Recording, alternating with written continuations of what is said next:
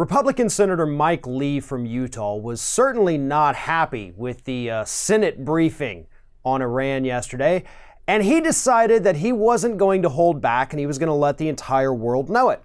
And Fox News, assuming that no Republican would ever criticize Donald Trump, was actually airing Mike Lee's rant about their briefing live on air. But then when they realized that he was attacking Trump and not supporting him, they tried to awkwardly cut away from it as if they had other things to do. Here's the clip. Take a look at what happened. Now, I find this insulting and demeaning, not personally, but to the office that each of the 100 senators in this building happens to hold. I find it insulting and I find it demeaning to the Constitution of the United States, to which we've all sworn an oath. It is, after all, the prerogative of the legislative branch to declare war. Article 1, Section 8 makes that very clear. Alexander Hamilton in Federalist Number 69 made clear that this was a sharp contrast from the form of government that we had prior to the Revolution, a form of government in which the executive, the king, had the power to take us to war. He did not need the Parliament to weigh in on it, to support it. That was the Parliament's job after the fact, after we had gone into war. This, Hamilton explained in Federalist 69, is exactly the reason why this power was put in Article 1, Section 8, in the branch of government most accountable to the people at the most regular intervals.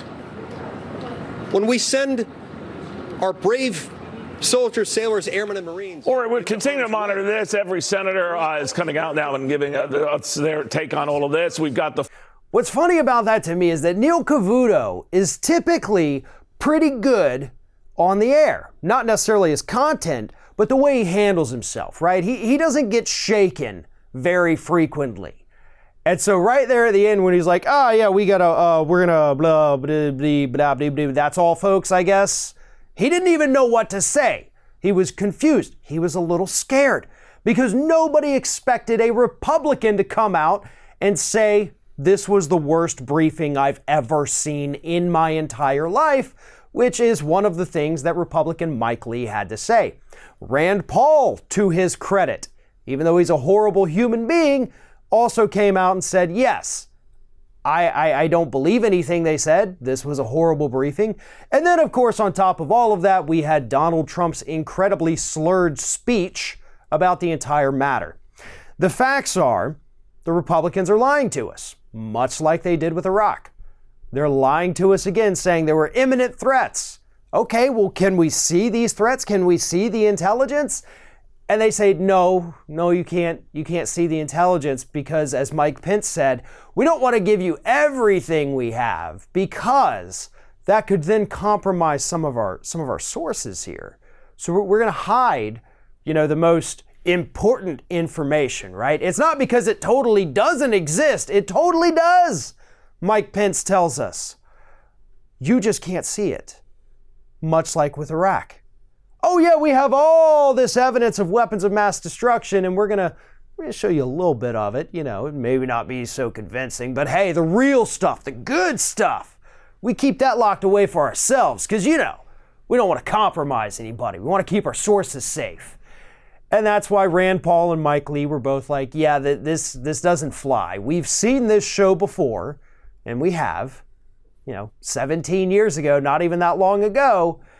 And so they were angry. And that's good. We need everybody to be a little bit angry right now about this issue. We need to make sure that we do not get into yet another unwinnable, endless war in the Middle East. And right now it appears that Donald Trump may have backed off Iran, at least for the time being. They struck back, didn't kill any U.S. citizens. So Trump seems to be okay. And let's hope that we leave it at this. Let's hope that it does not escalate any further. But if Trump senses trouble on the horizon, if he needs another good distraction, he now knows that he has that Iran card in his back pocket. And as we've seen from the last week and a half, he is clearly not afraid to play it.